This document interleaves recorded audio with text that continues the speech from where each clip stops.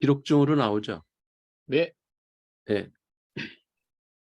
네, 여기만 다시 할게요. 그러면 네. 그 세미얼슨의 신고전파 종합의 대표주자다 이제 그러는데, 세미얼슨이 주장하는 거는 경제가 완전 고용 상태에 가까울 때, 실업이 거의 없다는 거죠. 한 3% 정도 실업률일 때는 가격 기능을 강조하는 신고전파 경제학의 방법론으로 분석을 하고, 경제가 완전히 고용 상태에서 벗어날 때, 그러니까 완전 고용 상태는 실업률이 한 3%에서 한 4% 정도 될 때, 예. 그러니까 비자발적 실업이라는 거를 감안하면은 실업률이 3%라고 하는 거는 원하는 사람은 직장을 다 갖고 있다 그런 얘기죠. 그렇게 경제가 완전 고용 상태에서 벗어날 때, 그러니까 이 얘기는 한 4%, 5% 이런 식으로 이제 실업률이 증가할 때 얘기하는 거죠. 그때는 이제 케인스 학파 정책이라는 게 뭐예요? 정부가 개입을 해야 된다는 거죠. 그래서 정부 돈을 풀든지 뭐 뉴딜 정책처럼 뭔가 국가가 이렇게 인프라 구축 사업을 해가지고 일자리 자꾸 창출을 해가지고 뭔가 그 돈을 풀어서 실업률을 낮추는 노력을 정부가 해야 된다라고 주장하는 게 세무엘슨이에요. 그러니까 이거는 케인즈의 주장하고 상당히 일치하는 거죠. 그래서 이래서 이제 세무엘슨을 케인즈의 후계자라고 하는 겁니다. 이 부분 때문에. 그리고 이제 1970년대 이때 상황이 미국에요. 여기서 물가가 오르면서 경기가 동시에 침체하는, 그 지금의 우리나라 상태하고 상당히 비슷하죠. 미국도 사실 지금도 그래요. 미국도 물가는 오르는데 경제는 침체돼 가지고 스태그플레이션 현상이 지금 벌어지고 있어요. 상당한 위기감을 얘기하더라고요. 모두가 다. 예, 상당히 어렵 거다. 그래서 미국 주식 있으면 빨리 팔아라 하는 얘기도 나옵니다. 예, 지금 다 그러더라고요. 예. 그래서 요런 때는 그 케인즈 뭐 정책도 안 통한다는 거예요. 이런 상황에서는. 정부가 개입한다고 해결될 일이 아니다. 그래서 어 신자유주의 정책이라는 게 이때 인제 고개를 듭니다. 그 선봉에 섰던 사람이 인제 프리드만이에요. 그때 공부한 사람들, 미국에서 경제학을 공부한 사람들은 또 인제 프리드만의 그 제자들이 많겠죠. 그 사람들은 한국에 인제 와서 교수하면서 그 신자유주의에 이렇게 깊이 물든 그런 경제학자들이 지금 우리나라 대학에 상당히 많은 편이죠.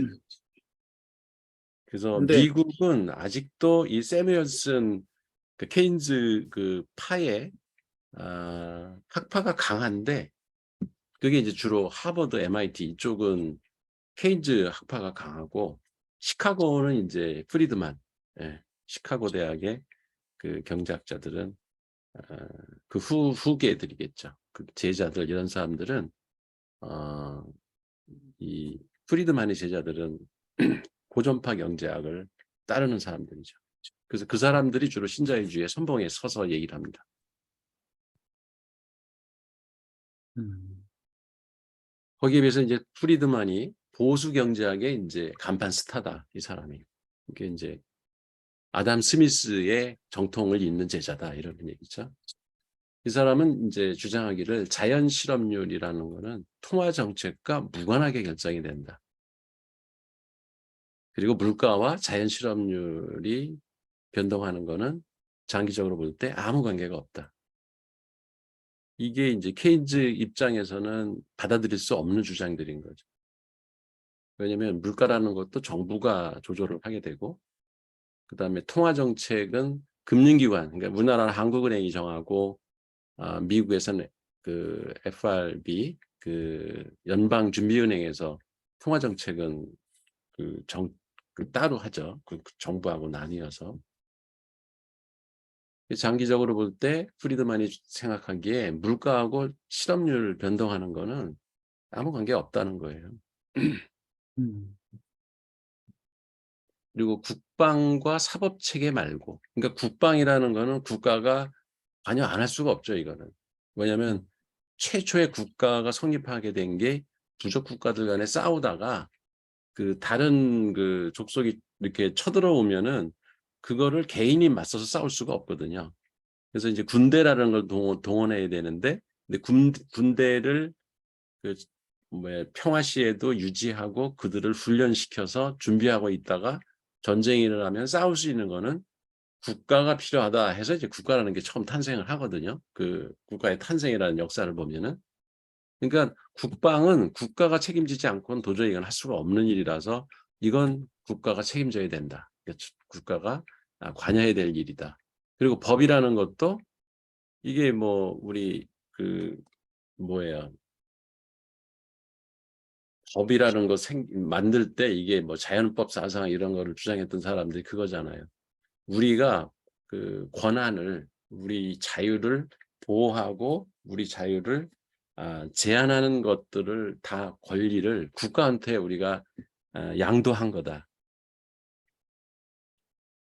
그래서 사람들은 자유를 원하지만 누구나 다 자기 자유를 주장하다 보면은 질서가 무너지고 뭐 엉망진창이 되겠죠. 국가라는 게 사회라는 게. 그래서 이제 국가라는 거의 필요성을 주장을 하고, 그래서 사법 체계라는 게 국가가 마땅히 담당해야 될 거라고 하는 거에는 지금까지 이견이 아무도 없는 거죠. 어느 나라나. 그래서 이제 국방과 사법 체계 이거 말고는 이 프리드만 이 신자유주의의 이 그 정책을 주장하는 사람들은 국가 개입하면 안 된다 이런 거예요. 시장에 맡겨라 그냥. 네. 이게 미국의 스태그플레이션 그 시기에 결국 이게 주류 학파가 돼서 애들이 지금까지 밀고 온 거네요. 그렇죠. 네. 그때부터 그리고 이제 이 프리드만의 정책을 가장 잘 받아들인 사람이 그 영화 배우 같이 생긴 누구야 그 갑자기 아놀드 아니 그 레이건이요. 네? 레이건. 레이건 대통령 아, 영화 배우 출신이죠. 레이건하고 그 시기에 영국에서는 대처 수상 아, 그 두 사람이 이제 신자유주의의 대표적인 그 정책을 폈던 대통령이죠. 그리고 그때 또 경제가 좀 양쪽이 어느 정도 평정이 되고 좋아졌어요. 그러니까 그러니까요. 신자유주의 정책이 맞다. 근데 그 후에는 이제 그게 안 통한다는 게 나왔는데도 우리나라에 이제 그 특히 왜 국힘당 쪽 사람들은 네. 거기에 전부 다 신봉자들이고 그 우리나라 많은 경제학 교수들도 좀 신자유주의에 가까워요. 그러니까 지금 케인즈도 한 시대의 문제를 해결하는 솔루션을 제공했었고, 그렇지. 신자유주의도 뭔가 한 시대의 문제를 해결하는 솔루션이 제공이 됐었던 거네요. 그렇죠. 네. 그러니까 그 그러니까 이게, 시대에 따라서 사실은 지금 예, 좀 뭐랄까 이성적인 경제학을 하는 사람이라면 네, 뭐가 옳다, 그러니까 케인즈가 옳다라든가 뭐 네, 신자유주의가 옳다라든가 그렇게 얘기할 게 아니라 음, 우리 경제 상황이 어떤지에 따라서 다른 정책을 펴야 한다라고 그 상황론을 펴는 게 맞는 거죠. 그러네요. 늘 어느 한 주장이 맞는 건 아니고. 근데 이 사람이 또 재밌는 게 이 프리드만이 이렇게 보수 경제학을 했던 사람인데 이 부의 소득세 이게 지금 저기 기본소득 연구하는 사람들한테는 되게 자주 중요한, 인용되는 하나의 사례예요. 이게 부의 네, 소득세라는 게 네거티브 소득세라는 게 뭐냐면 세금을 소득세를 낼 때 그 뭐야 예를 들어서 3만 불 이하의 사람은 거의 안 내고 3만 불 내는 사람은 그냥 정상적인 세금을 내고 또 뭐 6만 불, 10만 불 이렇게 100만 불씩 세금을 많이 소득이 많은 사람들은 세율을 되게 높여가지고 그 사람들을 많이 걷어서 그 가난한 사람들이 못 내는 세금을 메꿔줘서 전체 균형을 맞춰야 된다라고 주장한 사람이에요. 음. 그게 자기들이 이제 조세법이 했잖아요. 기본소득에서 주장하는 거랑 상당히 맞아떨어지기 때문에 이 프리드만이 보수 경제학자임에도 이런 걸 주장했다라고 이제 기본소득 하는 사람들이 이걸 네. 써먹어요. 근데 어, 생각이 되게 이 선별적 복지의 딱 그거 같네요.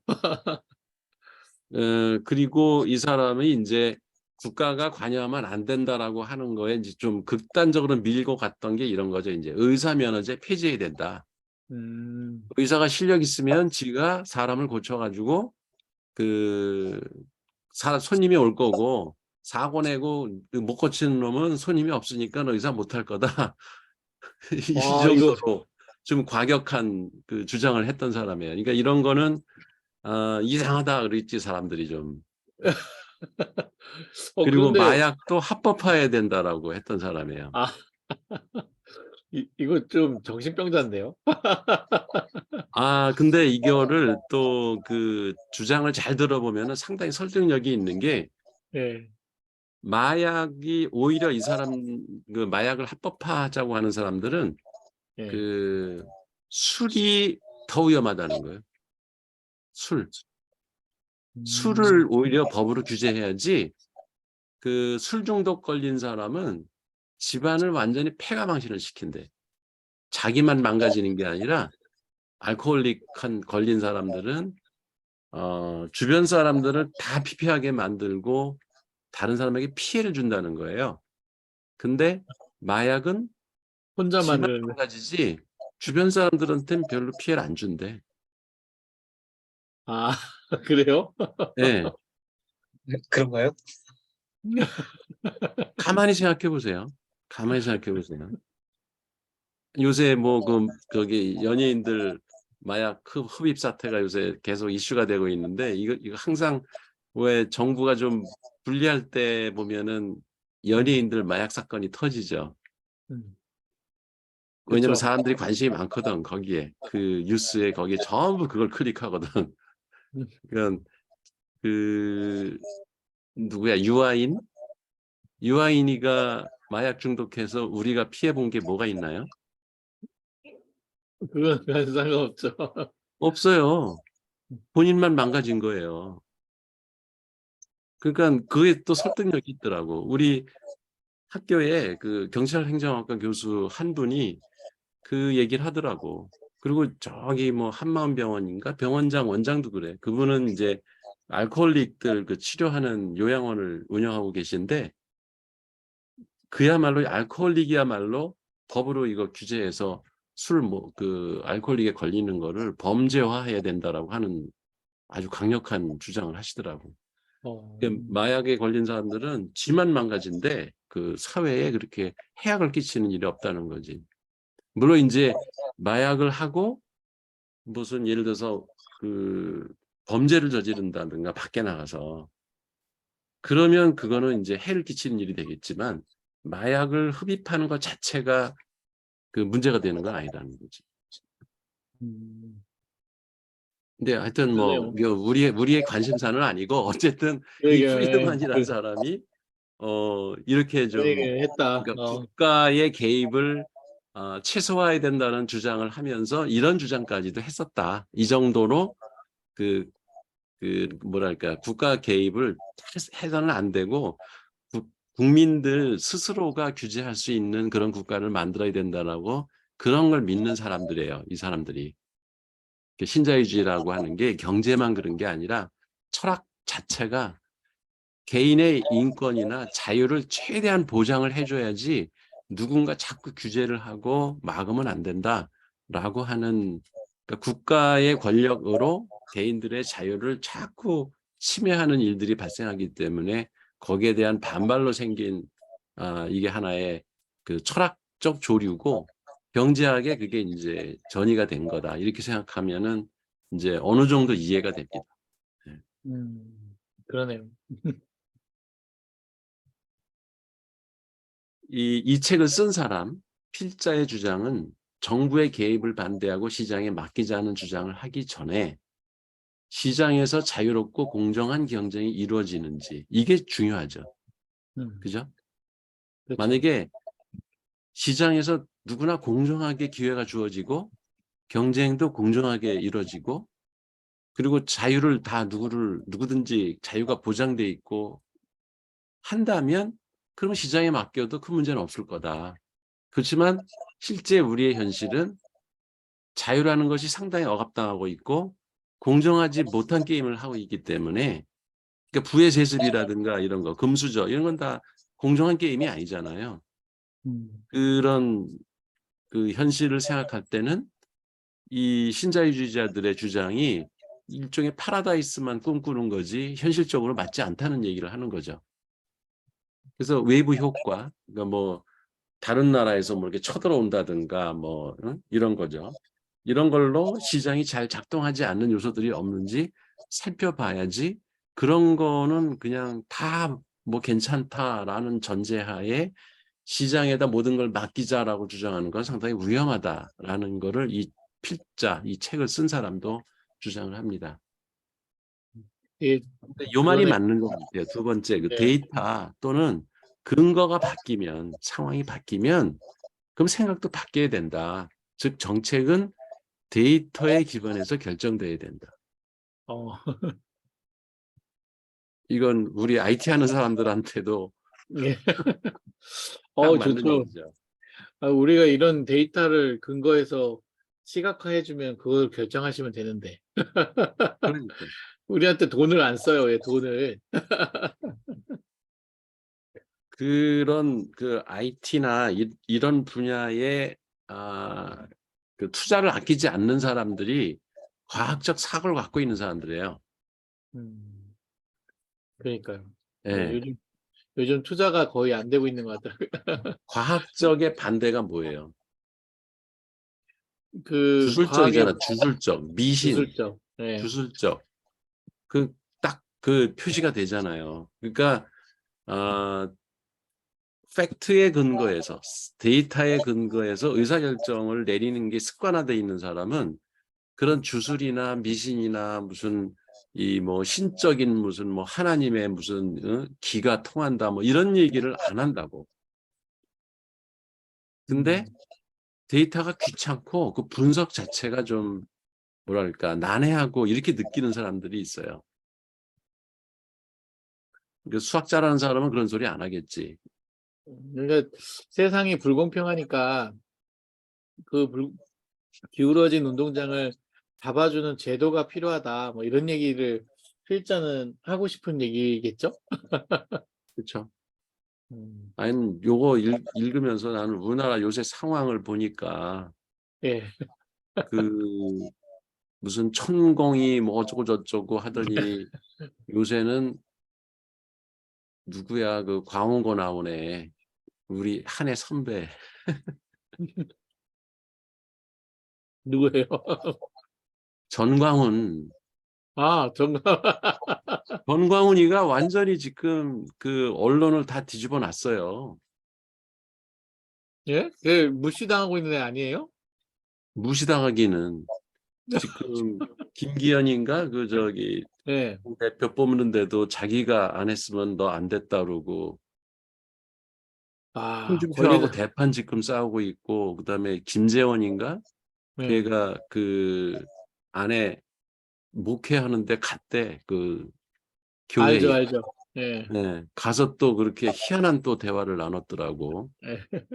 그리고 요새 근데 무슨 뭐 대통령실에서 전화가 와가지고 나 좀 도와달라고 그랬다고 또 전가원이가 그래가지고 권리당원들 많이 집어넣었을 거예요. 신천지하고 거기하고 같이 해서. 이게 더 200석을 만들어 줄 테니 국힘당 그 뭘 해줄 거냐 그랬더니 뭐 김재원이가 뭘 해준다고 그랬대. 이제 뭐 영웅칭호를 해주겠다고 영웅칭호를 해주겠다고 그랬더니 그거 갖고 안 돼요. 내가 원하는 거 다 해줄 수 있어요. 그랬더니 김재원이가 또 그러면 우리 최고위원들하고 논의해서 예?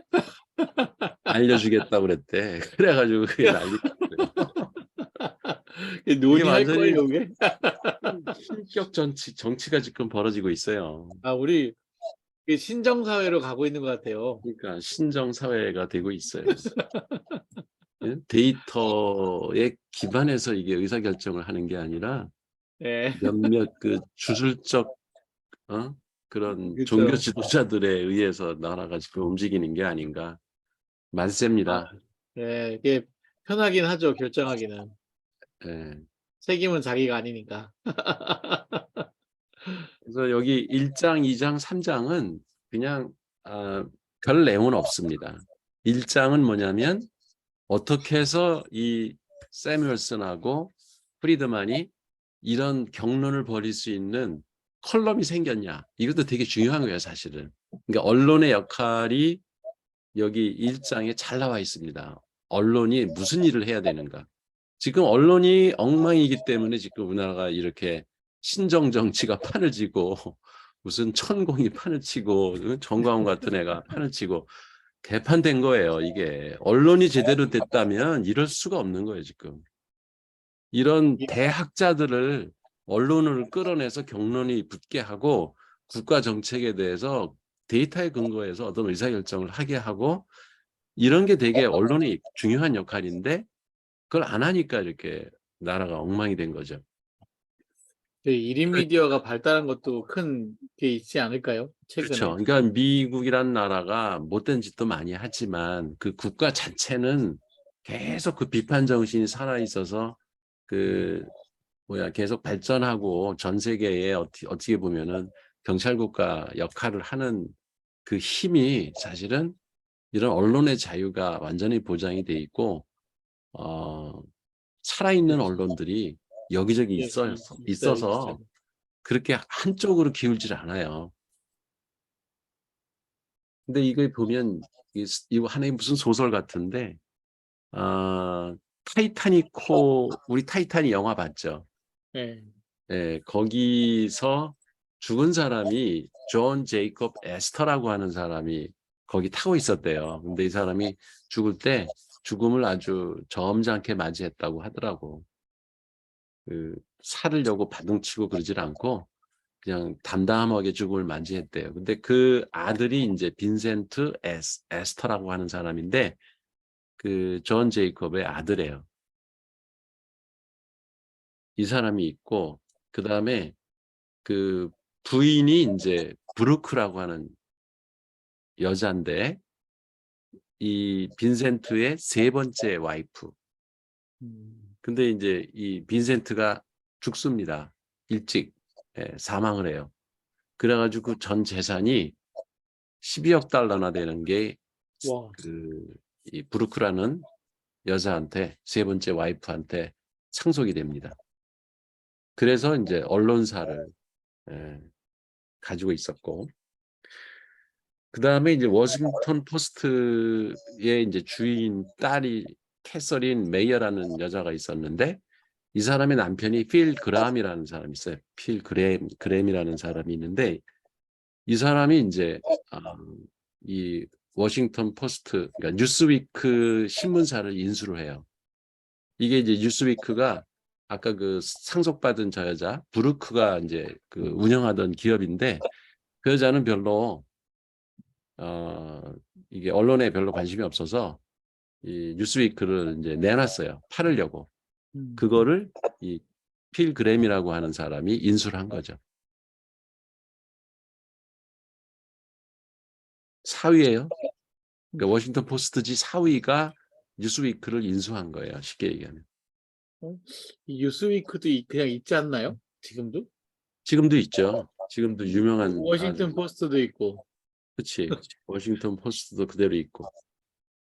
야, 뉴스위크가 주간지죠? 그러니까 네. 주가 이제 이 일주일에 한 번씩 나오는. 예.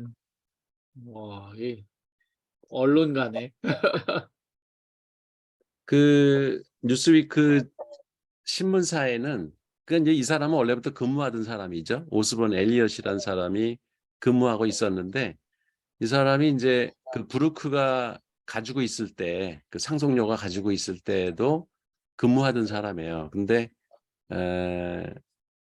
새로 필 그램이라고 하는 사람이 인수를 하면서 뭔가 이제 새로운 시도를 해봐라. 오더를 내린 거죠. 그래서 이 편집장이 이제 먼저 프리드만한테 제안을 한 겁니다. 와서 글을 써달라. 그래서 원래는 2주에 한 번씩 이제 글을 써달라고 그랬는데, 뭐 이 사람들이 교수들은 그렇게 글 쓰는 거를 별로 달가워하지 않아요. 자기 연구하는데 방해된다고 생각해. 이렇게 뭔가 2주마다 계속 칼럼을 쓰려면은 그 스트레스가 대단하잖아요. 그러니까 안 하려고 그러는데, 하여튼 이 오스본 엘리엇이라는 사람이 온갖 소리를 다 해요. 이게 이제 앞으로 미국의 정책을 좌우하는 그런 중요한 컬럼이 될 거다. 근데 이제 프리드먼은 약간 정치적인 욕심이 좀 있었어요. 근데 사실 이거는 공자도 왜 자기의 철학을 받아들일 주군을 찾기 위해서 뭐 여행을 한다 그런 게 나오잖아요. 네. 논어에. 그런 것처럼 학자들은 자기가 개발한 이론이나 주장이 실제 생활에서 쓰이기를 되게 원해요. 그게 실용화되기를 원해요. 그래서 뭐 정치를 이 사람이 하고 싶다가 아니라 그런 정치인들이 어쨌든 실행력이 있으니까 그 사람들이 자기의 경제 정책을 실제로 한번 실현하는 모습을 보고 싶은 거죠. 그래서 프리드먼은 그런 욕심이 좀 있었고, 세뮤얼슨도 뭐 그런 걸 원하긴 했지만 이 사람은 좀 약간 장군 비슷하게 이렇게 정치에서 계속 손짓을 해도 이 과정이 여기 이제 책에 1, 2장에 나오는데 별로 그렇게 달가워하지 않아요. 그리고 자기 정책이 잘 받아들이지 않는다 생각하면은 그냥 나 안 해. 그리고 나오는 그런 성격이에요, 좀 사람은. 근데 프리드먼은 가서 좀 참고라도 뭔가 대통령을 구슬려서라도 자기 정책을 실현하게 하려고 하는 그런 스타일이고. 아무튼 이 두 사람 다 여러분, 당신들이 여기에다가 컬럼을 쓰면 이게 중앙정부의 경제정책을 좌지우지할 거다. 이걸 보고. 거기에 이 사람들이 이제 아, 설득을 당해서 글을 쓰기 시작합니다. 그래서 그게 18년 동안이나 이어진 거예요. 처음에는 그렇게 오래 가리라고 생각을 안 했었는데, 그래서 이 오스본 엘리엇이라고 하는 편집장이 유명해졌고, 이 사람이 제럴드 로앱 어워드라고 하는 언론인한테 주어지는 미국에서 최고의 상을, 퓰리처 상이라는 게 있죠, 왜 언론상. 그거에 버금가는 중요한 상을 받습니다. 이 컬럼 때문에. 그렇게 해서 세뮤얼슨과 프리드만이 이제 붙게 됐다. 이런 얘기입니다. 이런 아이디어, 이 두 사람을 거장을 데려올 생각은 참 대단한 것 같네요. 그렇죠. 설득하고. 프리드만부터 이제 영입을 하고 또 다른 네. 원래 컬럼을 쓰던 경제학자가 하나 있었는데 그 사람도 보수파고 프리드만도 보수파고 하니까 이게 이제 아, 진보 쪽으로 하나를 찾아야 되는데 겨우 찾은 게 이제 세무엘슨을 찾은 거지. 아, 근데 그 전에 쓰던 컬럼들은 별로 인기가 없었대요. 그래가지고 이제 이 필 그램이 이걸 인수해가지고 야 이런 컬럼 다 뒤집어 버리고 새로 한번 필진을 새로 구성해서 한번 아, 제대로 해봐라. 그래가지고 이제 오스본 엘리엇이 섭외한 사람이 이 두 사람인 거예요. 아. 지금 시대에도 가능한 거 아닌가요? 지금 시대에도 언론이 살아있다면 그런 네. 식으로 우리나라의 보수 경제학을 대변하는 사람, 진보 경제학을 대변하는 사람을 딱 맞붙여서, 예를 네. 들어서 뭐 진보 같으면은 한성환 교수 뭐 이런 사람을 좀 네. 발탁하고, 음, 보수 쪽이면은 뭐 서울대 뭐 교수나 무슨 뭐 고대 교수나 이런 사람들 하나를 딱 붙여놓으면은 경론이 벌어질 텐데 그런 거를 할 만한 언론이 없는 거죠. 음, 그러니까 언론은 사실은 양쪽 얘기를 다 듣는 게 언론이죠. 어느 그렇죠. 한쪽 얘기만 듣는 게 아니고. 근데 뭐 지금 메이저 언론들이 다 그 친자본 언론들만 있어가지고 그래서 이제 1장에서는 그렇게 이 컬럼이 18년 동안 계속된 역사를 이제 그 배경을 설명을 해주고 2장은 새뮤엘슨에 관한 새뮤엘슨의 이제 그 생애 이 사람이 어디서 태어났고 어떻게 자랐고 이제 성장 배경 뭐 어떻게 공부했나 이런 거를 2장에서 쓰고 이제 3장에서 프리드만의 생애 이렇게 돼요. 그래서 본격적인 뭐 경제 이론은 별로 나오는 게 없습니다. 근데 시기가 보면 공통점이 되게 많아요. 이 새뮤엘슨하고 프리드만이. 새뮤엘슨은 15년생이고 1915년생이고 그 프리드만은 12년생이에요. 그러니까 3살밖에 차이가 안 나요. 이 사람은 스승의 날 태어났네. 5월 15일. 미국은 스승의 날이 다른 날인 것 같긴 한데 얼마 안 남았네요, 생일. 그 천재예요. 이 새뮤엘슨이 16살에 시카고 대학을 들어갑니다. 와, 그리고 3년 만에 학사 졸업을 해요. 그 시카고 대학에서 학부 졸업을 하고 그리고선 뭐 사회과학 연구 협의회에 논문을 써가지고 그 대상을 받습니다. 여기서 이게 펠로십이라는 게 장학금이거든요. 그래서 이제 그 장학금을 받아서 석사 과정을 들어가요. 그때는 하버드 대학으로 갑니다. 1936년에 하버드 대학 경제학. 그러니까 이게 뭐예요? 몇 살이에요? 21살이죠. 네네. 네, 21살에 하버드 대학 경제학 석사 과정에 들어갑니다. 그리고 시카고면 좀 매파 그쪽 아닌가요? 대학은 학부는 거기서 공부를 했는데 아, 그때는 이런 게 선명하지가 않았죠. 왜냐하면 31년, 35년 때는 케인즈가 이제 책을 쓸 때니까. 그러네요. 그 대불황 그 시기잖아요, 이때가. 그러니까 그렇죠. 이때는 뭐 그 거장들이 없을 때니까 하버드나 거기나 다 비슷비슷했죠.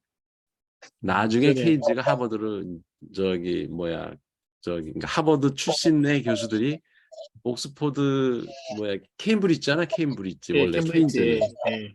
케임브리지에서 이제 공부한 사람들이 하버드를 가면서 하버드의 주류 경제학자들이 이제 케인즈를 많이 따랐고 그리고 이제 그 일부가 또 이제 MIT로 가고 그다음에 시카고에는 이제 프리드만이 가면서 나중에 이제 신고전주의 그러니까 신자유주의 경제학의 온상이 된 거죠. 그때부터 프리드만 제자들이 거기에 진을 치면서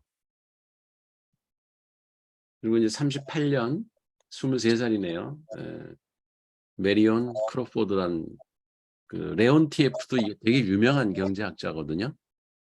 하버드 대학에 이 사람 제자인 제자하고 결혼을 해요. 네. 그러니까 이 사람도 레온티에프도 그 진보 경제학자라고 분류가 되는 사람이죠.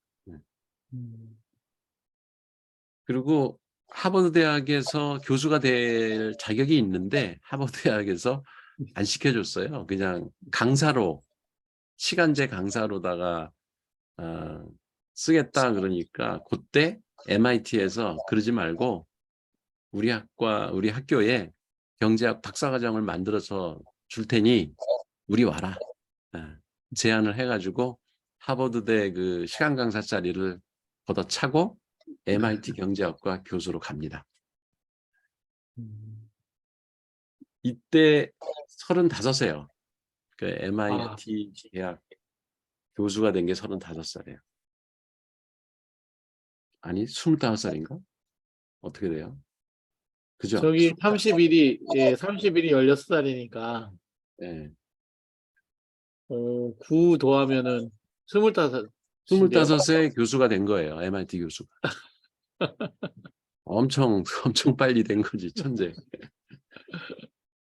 그리고 이제 그 다음 해 교수가 되고 나서 경제학 박사를 받습니다, 이제. 그 제목이 이제 경제 분석의 기초라고 하는 논문을 써서 박사 학위를 받고 그다음에 이제 MIT 방사선 연구소에 들어가서 이때는 이제 2차 대전 때잖아요.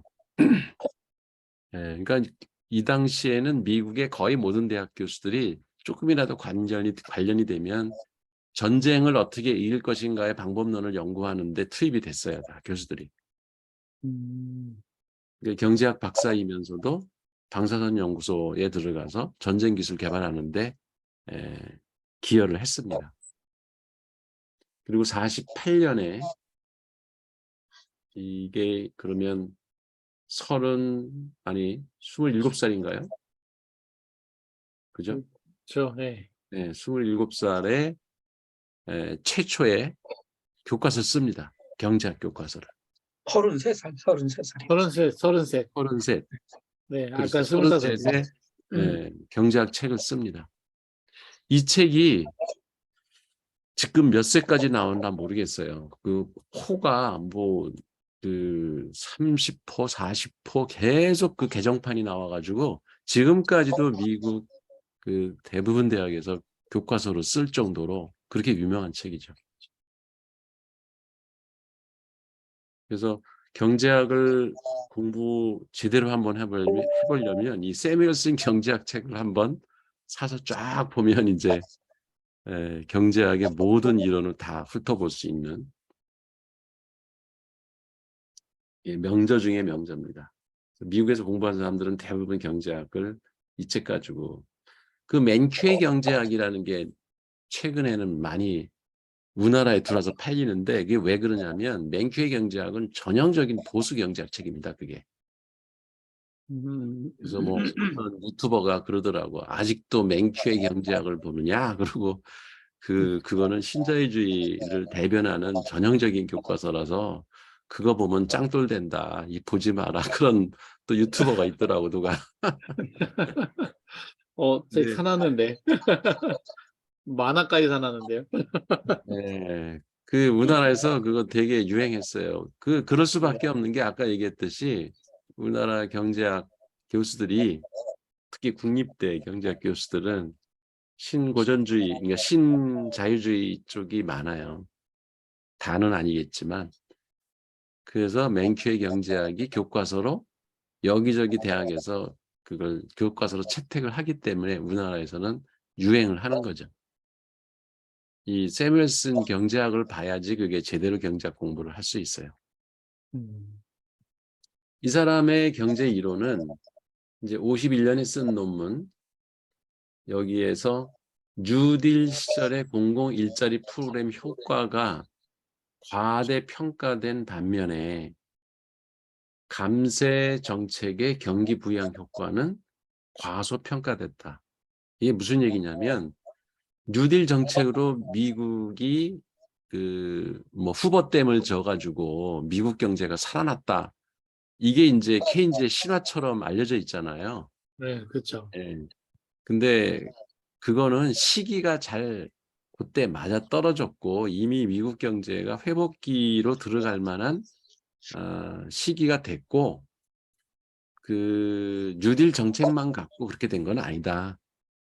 그게 지금은 그 후대 경제학자들이 이제 지금 동의를 해요. 그러니까 뉴딜 정책만 갖고 미국 경제가 살아난 건 아니다라는 게 지금은 정설입니다.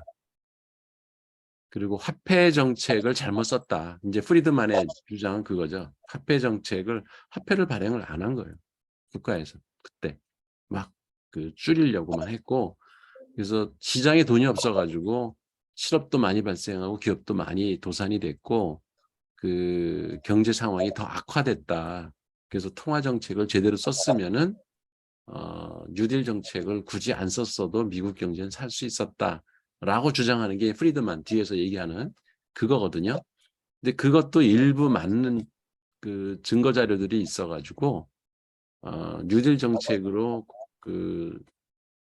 이 실업률이 해결됐다라고 하는 거는 좀 과장됐다라는 거를 세뮤얼슨도 인정을 합니다. 그렇군요. 그 책 읽을 때는 다 무조건 케인즈 읽을 때는 무조건 그게 해답이라고 생각했는데. 네. 그래서 우리가 공부를 하면은 양쪽 얘기를 좀 다 들어봐야 네. 균형적으로 시각을 가질 수 있어요. 음. 근데 이제 감세 정책, 그 세금을 줄이자. 지금 우리나라도 약간 그 비슷한 상황이 벌어지죠. 경제가 네. 힘드니까 윤석열 정부에서는 세금을 줄이자. 소득세를, 그러니까 기업의 법인세를 줄여주자. 지금 그런 정책을 피고 있는 거잖아요. 네. 그거를 세무에슨도 일부 인정을 해요. 어. 국가가 이제 세금을 좀 덜 걷어들이면 그게 경기 부양 효과가 있다고 믿는 사람들이 프리드만 그쪽이에요. 아, 그게 아니 예. 그게 되게 크다고 생각하는 거군요. 예. 근데 그것도 이제 일부 기여를 했다는 거지. 그때 세금을 좀 줄여줬기 때문에 경기 부양 효과가 있었는데 케인즈는 그걸 잘 인정을 안 했거든. 그 부분은. 그래서 그게 좀 과소평가됐다. 그 얘기를 사무엘스는. 그러니까 이 사람은 상당히 균형적으로 보고 있어요. 그러네요. 케인즈의 주장을 100% 그냥 그대로 답습하는 사람이 아니에요. 그러니까 케인즈가 그렇게 주장했던 거의 일부가 어떤 건 좀 너무 과대평가됐고 어떤 건 좀 과소평가됐다라고 하는 거를 인정을 하고 자기 그 경제 이론을 펴는 사람이라서 되게 내가 볼 때는 프리드만은 좀 너무 좀 과격하게 시장 그 자유주의 쪽으로 가는 것 같고 이 사람이 상당히 균형적으로 시각을 갖고 있는 것 같아요. 그래서 오히려 어쨌든 음. 세무엘스는 경기 변동에 제대로 대응을 하려면 공공 지출 정책, 국가가 이제 관여를 해야 된다는 거죠. 그 뉴딜 정책과 같은. 그리고 조세 정책, 세금을 필요에 따라서 더 걷었다가 덜 걷었다 하는 이런 걸 적절히 조합해서 경제 정책을 펴야 효과가 있을 것이다라고 이 사람은 얘기를 해요. 그 논문을 51년에 쓴 겁니다. 음. 이제 케인즈의 전형적인 주장이 승수 효과잖아요. 네, 지금 왜 그렇죠. 우리 그 지역 화폐 얘기할 때 승수 효과가 있었다. 경기연구원에서 그 논문 결과를 낸 적이 있었죠. 경기도에서 지역 화폐를 썼더니 예를 들어서 1,000억을 썼더니 시장의 경기 유발 효과는 1,500억의 그 경제가 활성화됐다. 그러면 승수 효과가 50%가 있었던 거죠. 1.5가 이제 승수 효과가 생긴 거죠. 그걸 이제 케인즈의 이론인데 지금도 이제 이 진보주의 경제학을 하는 사람들은 그 승수 효과라는 거를 많이 써먹죠. 지금도. 예. 나도 경제 뉴스 할 때 많이 써먹어요. 그 다음에 이제 클락이라고 하는 또 경제학자가 있었는데 이 가속도 모형이라는 거를 이 사람이 만든 게 있어요. 그래서 어떤 경제의 정책을 쓰면은 그 효과가 처음에는 천천히 나오다가 시간이 갈수록 가속도가 붙어서 그 효과가 점점 시간이 나중에 커질 수도 있다. 뭐 이런 이론을 만들었는데 이 두 가지 승수 이론과 가속도 이론을 결합을 해서 세무엘슨이 승수 가속도 이론이라는 것을 만들어요. 음. 이건 뭐 나중에 헨슨 세무엘슨 모형이라고도 합니다. 왜냐하면 헨슨이라고 하는 학자하고 같이 이 논문을 썼기 때문에. 그래서 이거의 이제 핵심 내용은 뭐냐면 시장 경제가 호황과 불황을 반복하면서 일정한 사이클을 따라서 순환하는 그 원인. 왜 경제라는 게 그렇게 사이클을 계속 그리냐는 거죠. 우리 지금 IMF 그다음에 금융위기 이런 것도 보면은 이게 주기가 있거든요. 주식도 보면은 올랐다가 어떤 사이클을 거쳐서 다시 하강 국면이 있고 또 올라가는 국면이 있고 주식 시장 전체도 그렇게 움직이지만 개별 주식도 또 그렇게 움직이거든요. 항상 올라가는 거는 없어요, 세상에. 그죠? 요즘에 무슨 뭐 저기 뭐예요. 배터리 관련 주식들이 급상승을 했었죠. 네, 한두 달 동안. 근데 그 그렇죠. 또 한동안 푹 떨어졌다가 또 다시 또 올라가잖아요. 음. 이게 모든 경제 현상이라는 게 이게 항상 한쪽으로만 올라가거나 한쪽으로만 떨어지거나 그런 게 별로 없고 이게 업앤다운, 오르고 내리고 하는 그 반복해서 이렇게 사이클을 그리는 데는 뭔가 이유가 있지 않겠느냐.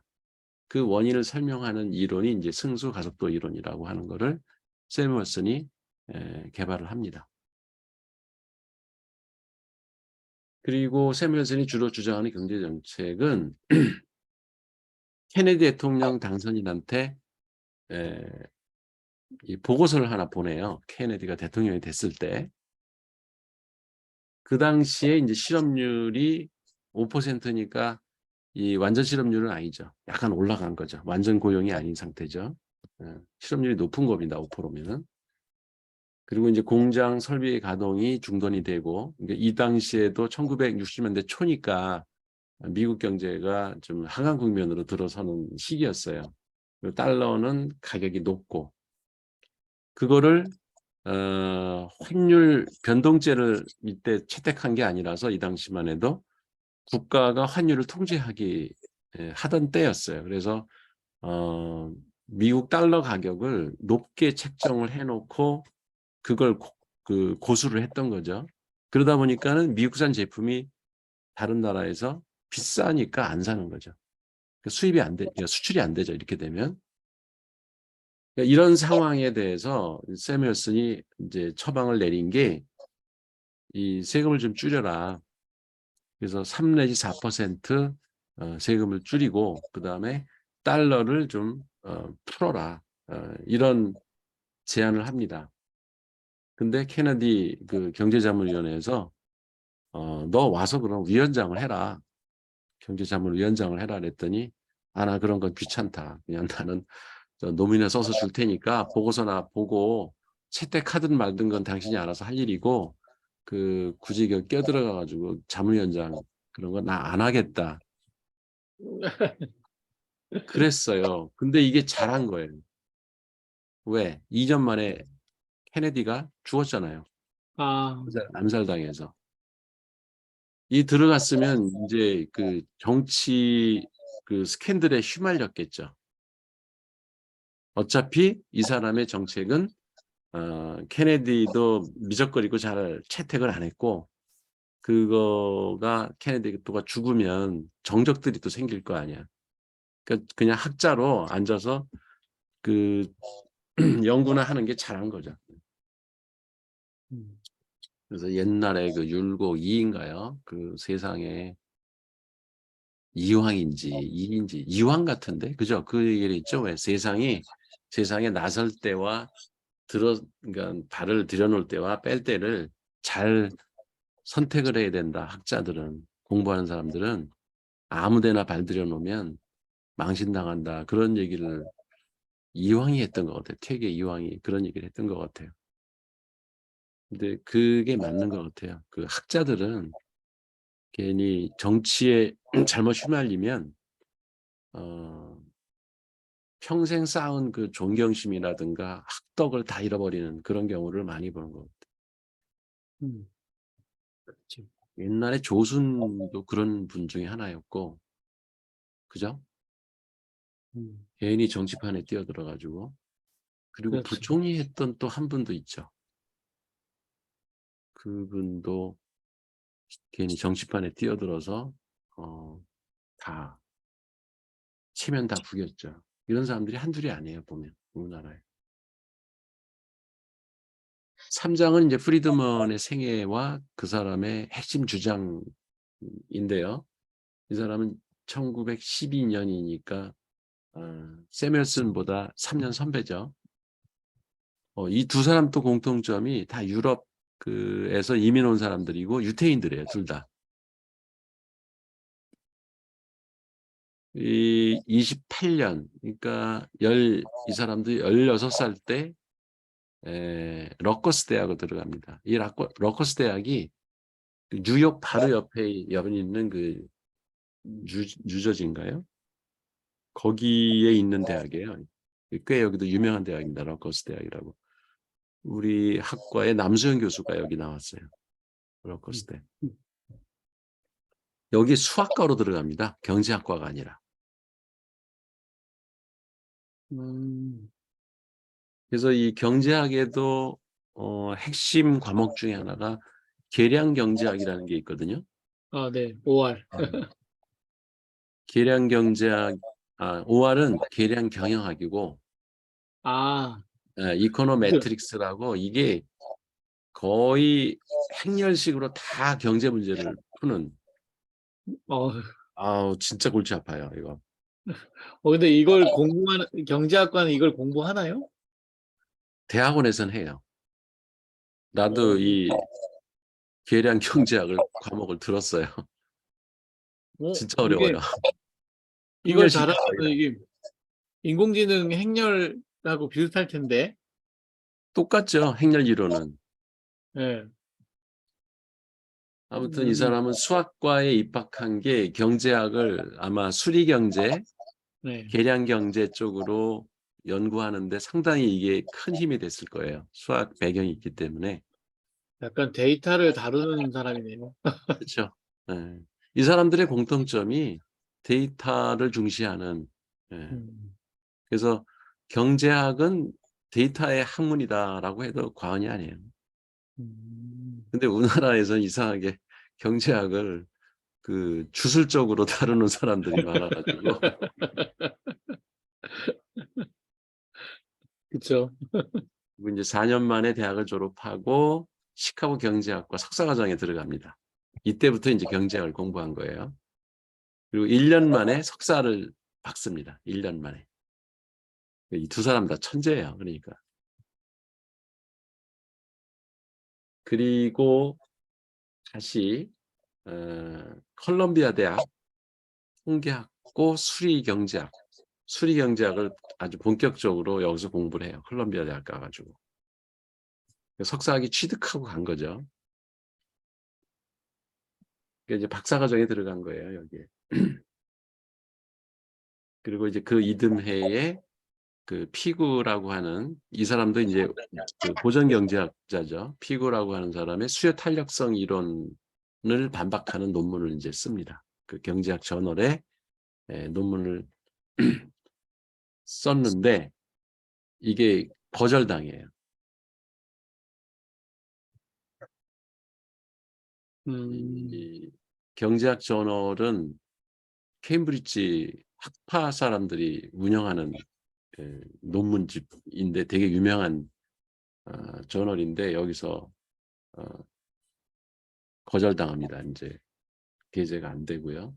그래서 그 논문을 하버드대 경제학과에서 발간하는 계간 경제학 저널에다가 그 논문을 이제 게재를 합니다.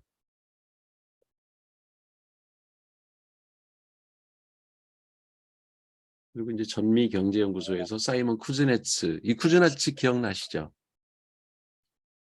저번에 그 피게티, 네. 거기에서 네네네네. 그 왜 이 사람 통계가 틀렸다고 그랬잖아. 그래서 피게티가 그 2차 대전 때까지만 자료를 가지고 분석을 했기 때문에 그 마치 경제적 효과가 있는 것처럼 보였는데 실제는 아니다. 뭐 그런 얘기를 피게티 우리 책에서 본 거 기억날 거예요. 그 쿠즈네츠 그 사람이에요. 그 쿠즈네츠라고 하는 사람하고 같이 국민소득 이론을 연구합니다.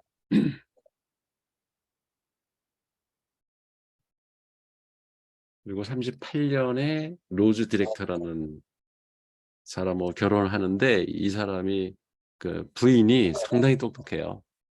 아마 이 사람도 교수였던 것 같아요.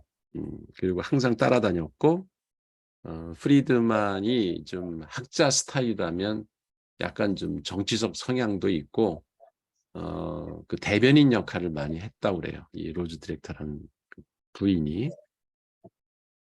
그리고 이제 57년 이러면은 57년이니까 5살이네요. 그죠? 45살에 소비 함수론이라는 책을 씁니다. 그러니까 이 사람들의 공통적인 특징이 유태인이면서 둘 다 그렇게 뭐랄까요? 공부하는 과정이 순탄치가 좀 않았어요. 되게 이제 순탄하게 공부한 사람들은 학부, 석사, 박사를 그냥 한 대학에서 쭉 이렇게 하면서 하는 게 일반적인데 이 대학 저 대학 이렇게 옮겨 다니고 교수도 여기 넣었다가 안 되고 저기 떨어지고 뭐 이런 식으로 좀 방황하는 그런 그러니까 이제 자기 주장이 강하다 보니까 적들이 많이 생기는 거죠. 심지어 세무엘스는 그 빨갱이 소리도 들었어요. 그게 한때 미국에서 그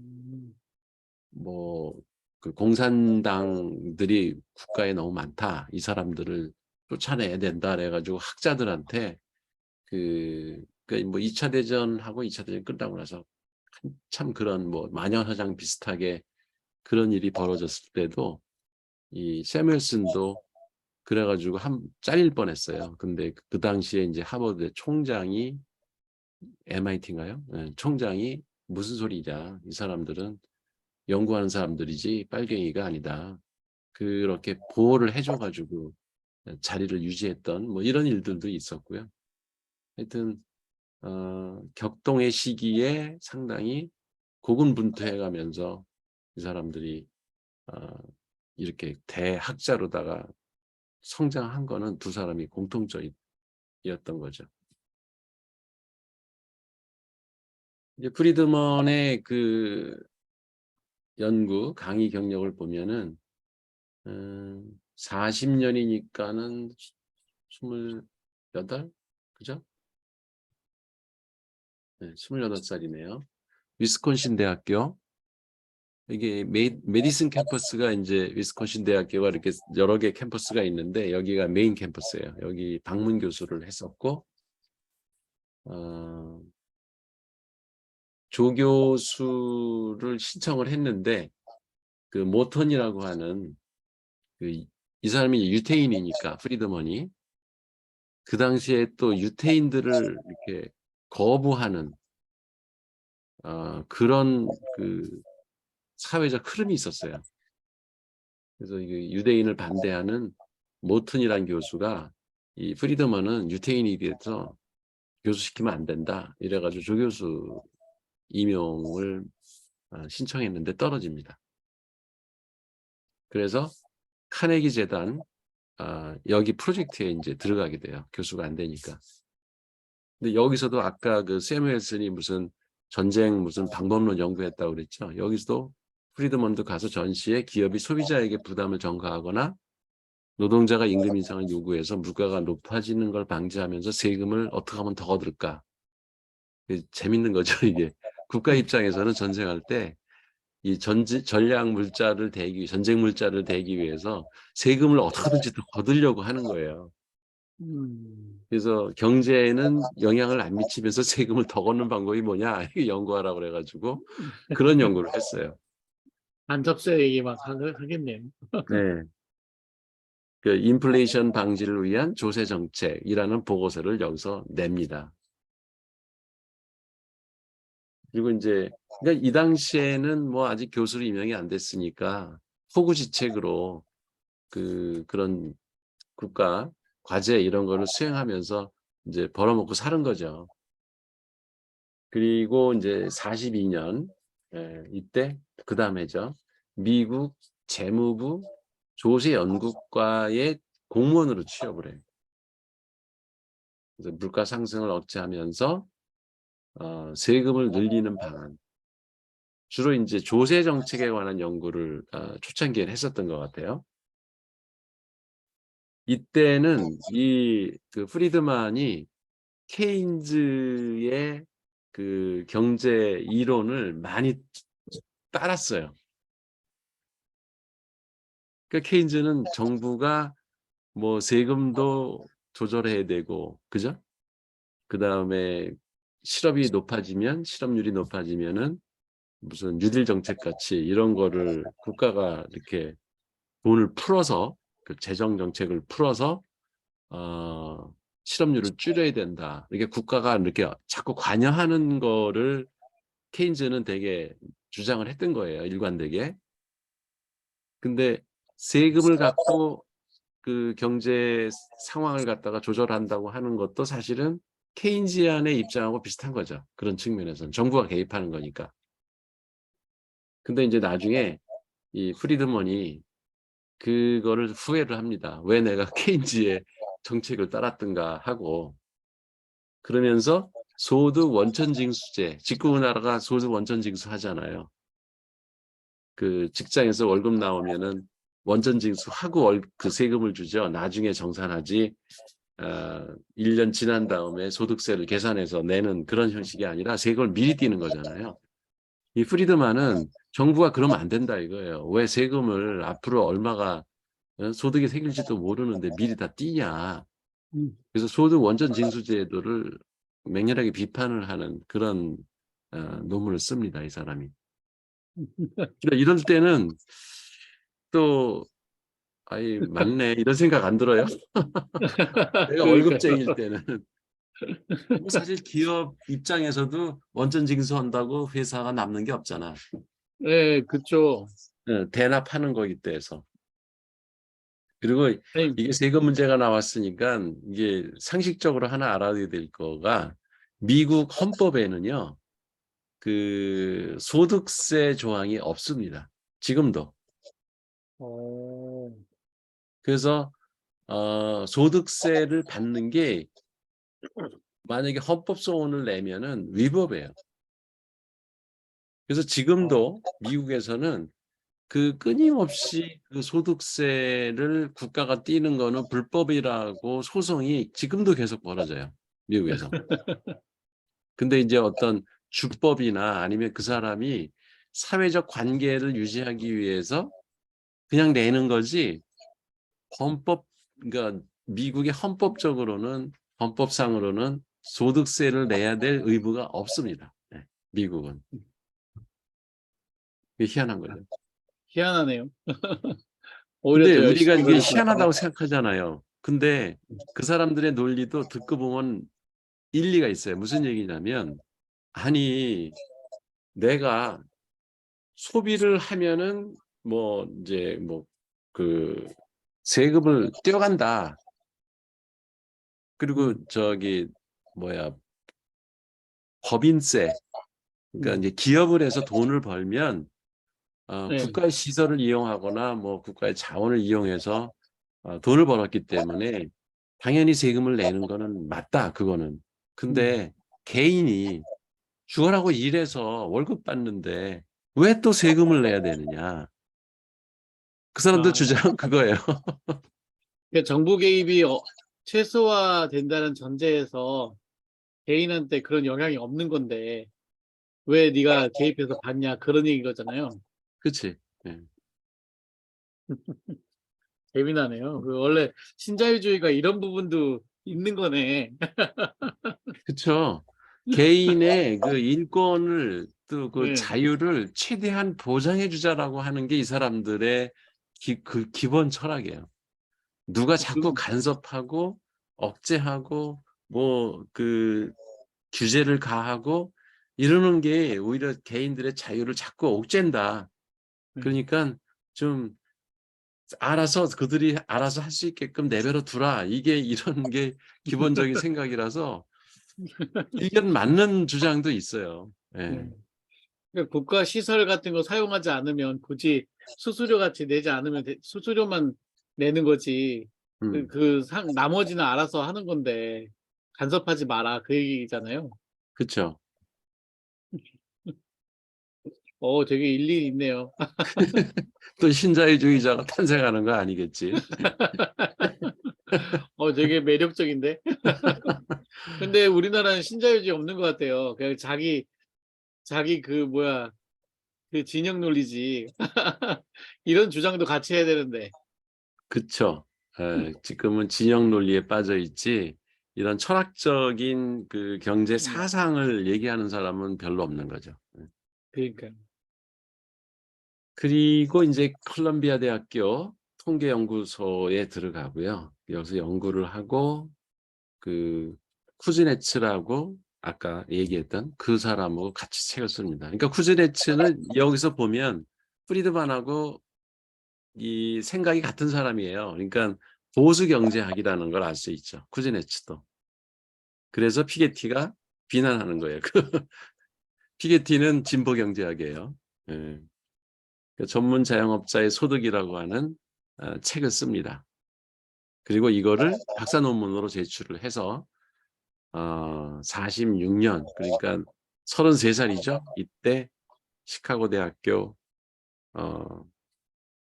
교수가 돼요. 33살에. 맞죠? 33살. 12년생이야. 34살이네요. 12년생이니까. 그 둘 다 비슷한 나이에 교수가 되죠. 이 사람의 이제 연구 성과, 프리드만의 연구 성과는 1947년에 무슨 일이 있었냐면은 그 스위스에 있는 몽펠랭이라고 하는 그 도시에 스키 리조트가 있는데 여기에 그 유명한 호텔이 디파르크 호텔이라는 데가 있나 봐요. 근데 여기서 학회가 열려요. 근데 갈 때 처남이 시카고 대학 교수예요. 디렉터 교수라고 자기 선배예요. 원래 디렉터한테 공부를 했어요. 이 프리드만이. 그러니까 어떻게 되나 처남이면은 자기 마누라의 오빠지. 그죠? 위처남이지 손위처남. 자기 마누라의 그 오빠 디렉터 교수하고 같이 동행을 해서 이제 이 디렉터 교수라는 사람은 또 어떤 사람이냐면 하이에크. 아까 왜 하이에크가 케인즈하고 대판 붙은 사람이라고 그랬잖아요. 그러니까 이제 이건 영국의 이제 그 케임브리지 대학 뭐 여기서 활동하던 사람들 영국 교수죠 이제 하이에크는. 이 사람이 저도 이 책을 하나 사놨는데 노예의 길 읽고 있습니다. 이게 하이에크가 노예의 길이라는 책을 쓸 때 이 디렉터가 도와줬어요. 그 인연으로 하이에크가 이제 이 스위스에서 무슨 컨퍼런스 학회를 하나 여는데 와라 그랬더니 이제 디렉터가 자기 매제죠 이제 매제한테 같이 가자. 프리드만을 데리고 간 겁니다. 그때 이제 스티글러라고 하는 이 사람도 미국 경제에서 되게 중요한 역할을 하죠. 스티글러. 이 스티글러 교수하고 이렇게 셋이서 같이 이 학회에 이제 참여를 합니다. 물론 이제 마누라도 같이 갔죠. 왜 이 학회가 열렸냐면 그 보수 경제학이 위기에 처한 거예요. 왜냐면 케인즈 경제학이 막 성장을 하니까 상대적으로 보수 고전 경제학자들은 설 자리가 별로 없는 거예요. 거기에 이제 대표 주자가 이제 하이에크인데 이 사람이 케인즈하고 이렇게 격돌을 해도 계속 깨지는 거예요. 왜냐하면 미국에서 이미 케인즈가 인기를 얻었고 그 사람의 정책으로 미국 경제가 살아났다고 전 세계가 다 인정을 했기 때문에 그거를 뒤엎을 만한 경제 이론을 낸다는 게 쉽지가 않았던 거죠. 그래서 이제 하이에크 추종자들이 모이는 거예요, 거기서. 야, 우리 어떻게 앞으로 이 케인즈안들하고 맞서서 우리 경제학을 그 고전 경제학을 끌고 나갈 거냐라고 하는 거를 논의하는 자리에 간 겁니다. 여기서 미제스라고 하는 사람을 만나요. 이 사람도 뭐 그 경제학의 아주 대가인데 뉴욕대 교수 루트비 본 미제스라고 하는 사람을 그 자리에서 만납니다. 그러니까 이 미제스도 알겠죠. 이 사람도 보수 경제학자인 거죠. 하여튼 그 아담 스미스류의 경제학을 따르는 추종자들이 여기 다 모인 거예요. 그 자리에 이제 디렉터의 그 매제라고 하는 이유로 프리드만도 쫓아간 거죠, 이제. 근데 여기서 이제 영국의 그런 그 고전주의 경제학자들의 공부하는 태도, 이게 좀 꼰대 같다 이런 생각을 하고 있었거든요, 프리드만이. 그러니까 자기가 그런 신자유주의 정책을 주장을 하지만, 네. 근데 고전주의를 연구하는 사람들은 좀 고리타분하다. 그래서 별로 인정을 안 했었어요. 근데 이제 거 가서 이런 거장들을 만나면서 이제 태도가 바뀝니다. 그리고 이제 요때만 해도 아마 케인즈의 경제학을 일부 이 사람이 수용을 하던 시기였던 것 같아요. 그러다가 이 스위스 학회에 갔다 와서는 이제 골수 이제 보수 경제학의 대부가 된 거죠. 이때부터. 음. 50년대엔 또 재밌는 일이 벌어진 게, 이 하이에크 하면은 케인즈하고 맞짱을 뜨는 세계 제2인자인데 이 사람이 시카고 대학의 교수 자리를 신청을 합니다. 나 시카고 대학 교수가 되고 싶다. 왜냐면 시카고에 그런 그 보수 경제학자들이 많이 이렇게 있으니까 내가 거기 교수가 되고 싶다라고 했는데 떨어졌어요, 거기서. 음. 참 신기해요, 그 교수들 보면은. 음.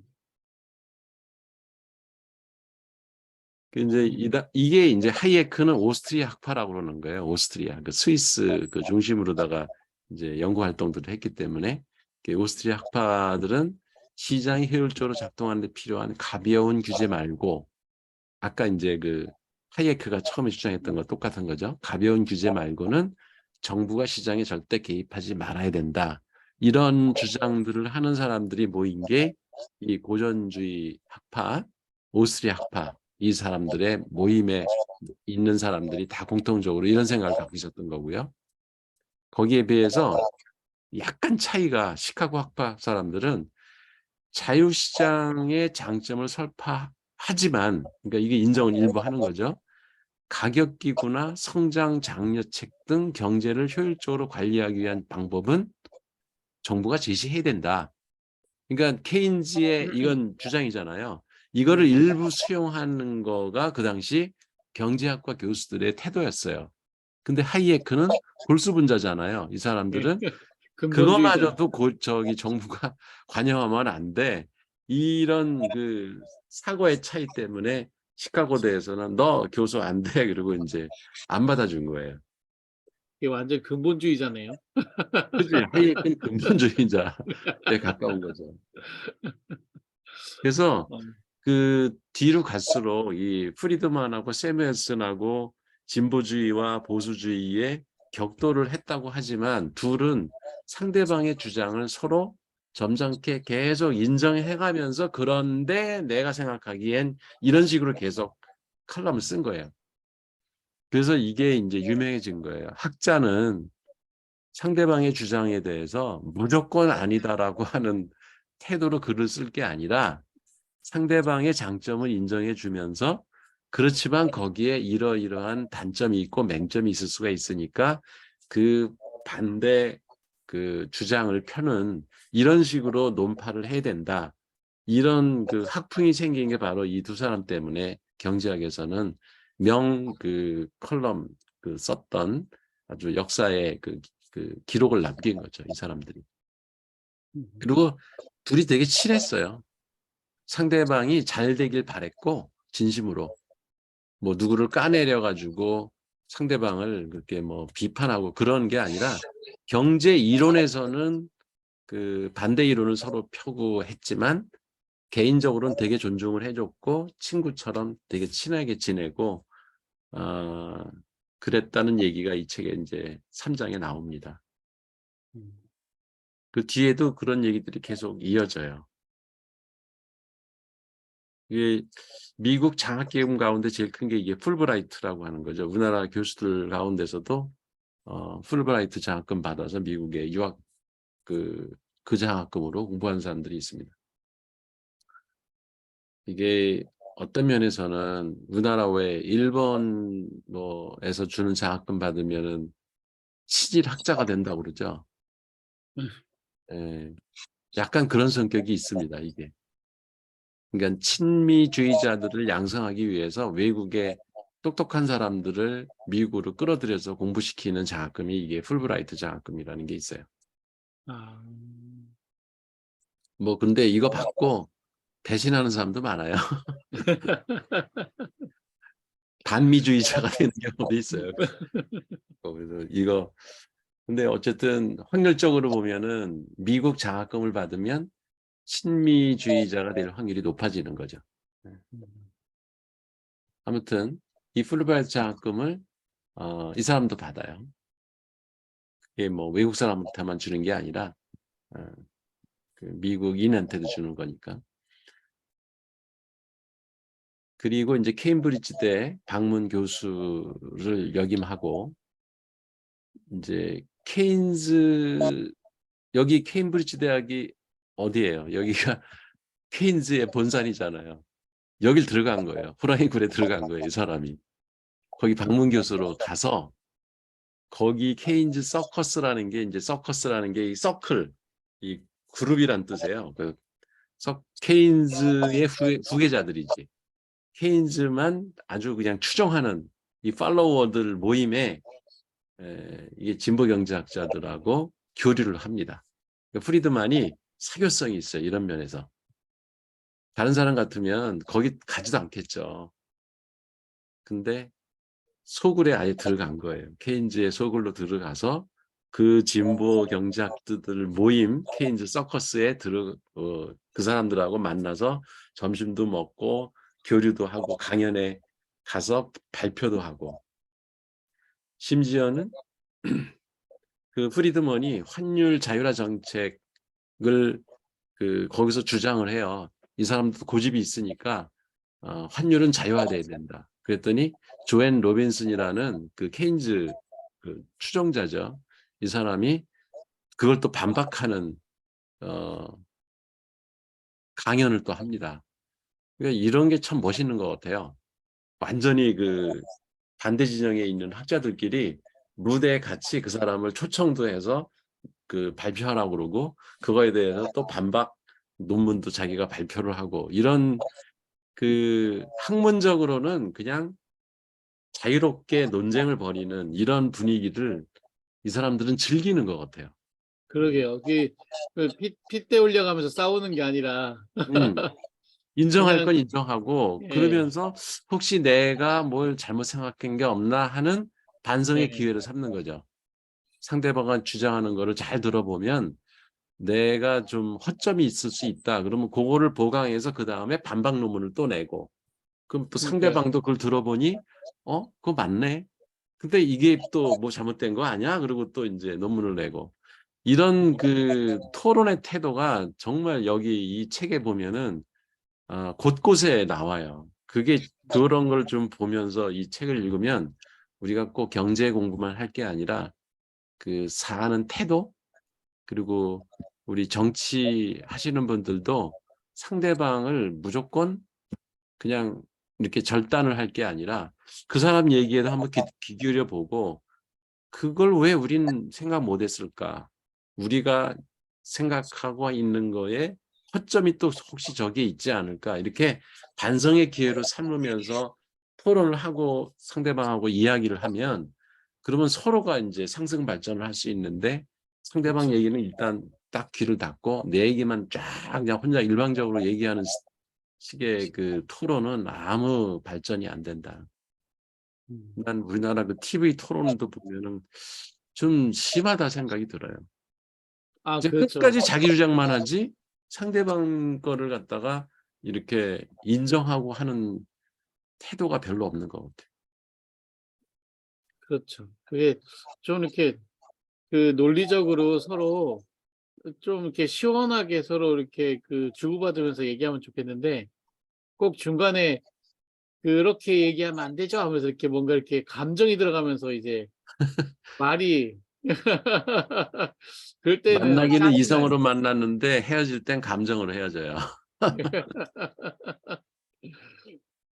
아이, 참.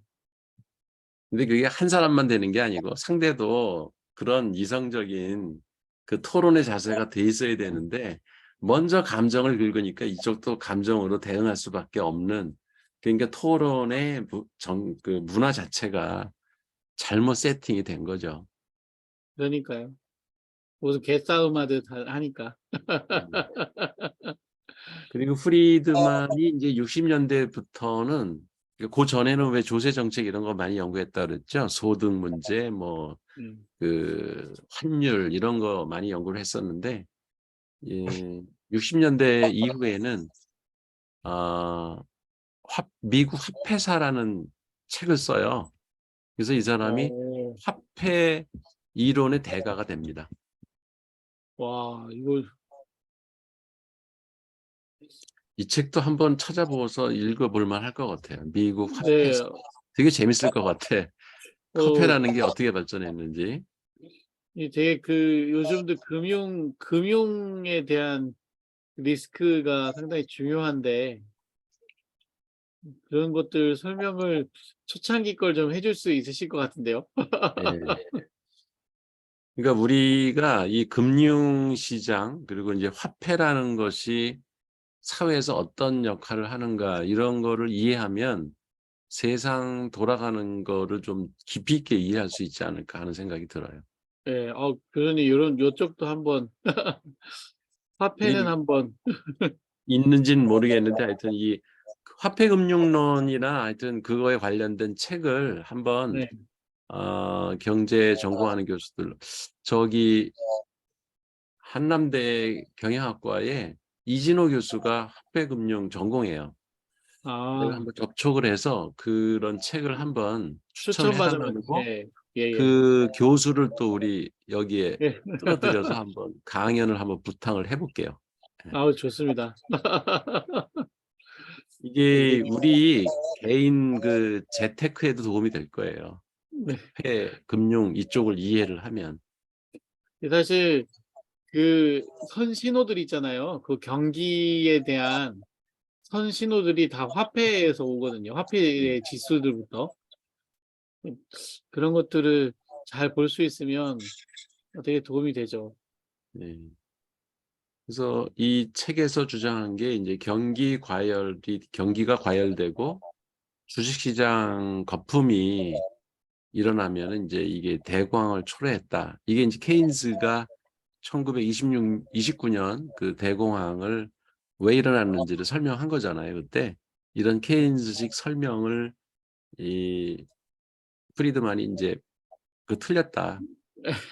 아, 그게 그 주식시장 거품이 일어나고 경기가 과열돼서 그런 게 아니고 연방준비위원회 미국 FRB가 돈을 안 공급했기 때문에 음, 너무 화폐 양 자체가 줄었기 때문에 실업률도 높아지고 기업들이 도산을 하고 했었던 거지 이게 단순히 주식시장이 거품이 일어나고 뭐 경기가 과열돼서 그런 것만이 아니다.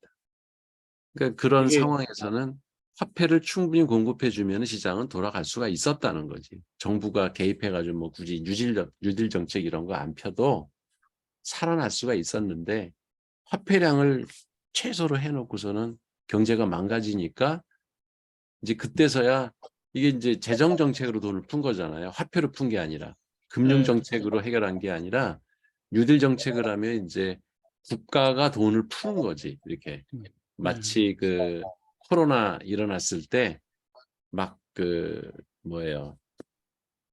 코로나 그 대응 자금 막 예, 나눠줬잖아. 예. 미국도 엄청 나눠주고 그런 식으로 해결하는 것보다는 화폐를 충분히 시장에다 공급을 하면은 그럼 자유시장 경제에 의해서 경제가 돌아갈 수가 있었다.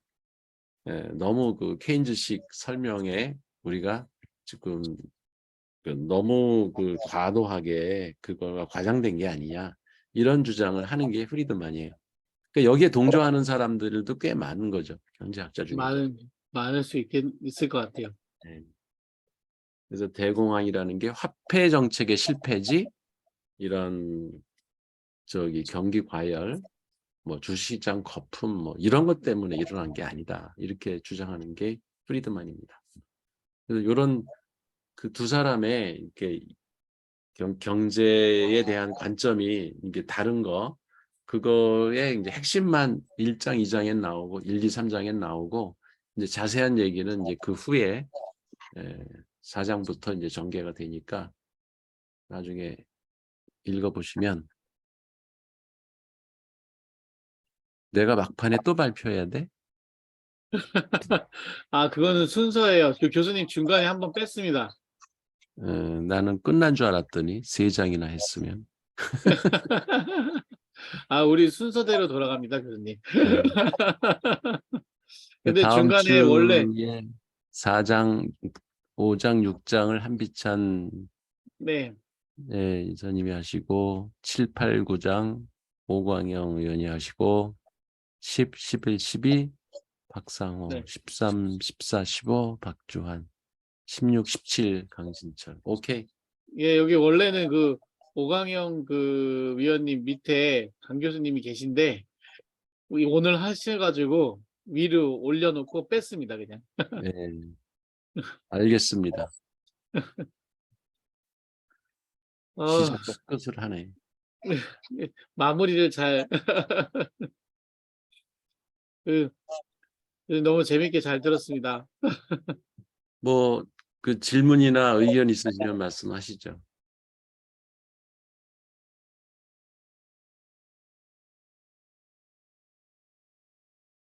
어, 근데 교수님, 그러면 현재의 그 국민당은, 국힘당은 그 화폐 공급을 가지고 지금 문제를 해결하겠다라고 하는 그런 정책이 있나요?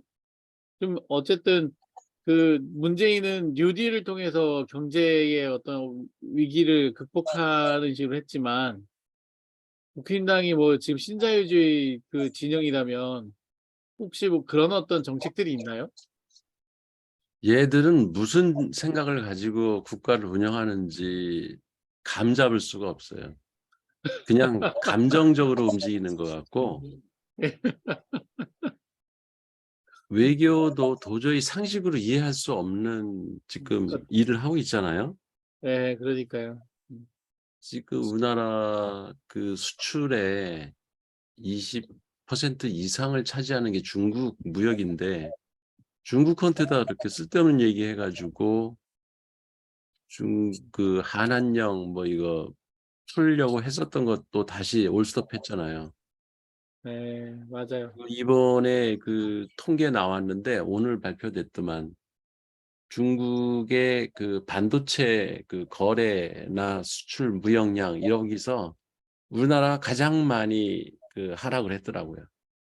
네, 원래 그 중국에서 그 원재료를 많이 산대요. 원재료. 그, 예, 그런데 중국 애들이 우리 제품을 안 사잖아요. 안 사죠, 지금. 예, 안 그러니까 사니까 이제 그 적자가 엄청나게 늘어나는 거예요. 지금 우리가 상당히 위험한 상황이거든요. 그 무역 적자의 금액을 그 보면 그래프로 그린 걸 내가 페이스북에 한번 올려놨는데 그러니까 IMF하고 금융위기 때보다도 지금 무역 격차 규모가 너무 큰 거예요. 이게 음, 우리나라 경제 그 기록을 한 이래 가장 많은 적자 지금 내고 있어요. 또 장기간. 엄청 위험한 상황입니다, 지금. 근데 그러니까요. 이런 상황에서 대처할 생각은 안 하고 그냥 자기 생각나는 대로 막 일본에다 퍼주고 미국에다 퍼주는 것만 생각을 하지 하나 또 거기서 경제적으로 얻는 게 또 하나도 없어요. 아니 그러니까 미국이나 일본에 그렇게 굴욕적인 자세를 보이면은 돈이라도 벌어와야지. 그렇죠. 그렇잖아요. 그렇죠. 일본에서 땡전 한 푼 얻은 게 없어요. 그렇게 가서 기고도. 미국 가서 그렇게 그냥 발바닥까지 핥아주고 와서 반도체 그다음에 배터리 그 자동차 우리한테 지금 불리한 법안들이 미국에서 계속 연타를 치고 있는데 하나도 한 말도 안 하고 왔어요. 그냥 거기에 논의조차 안 했다고 하더라고.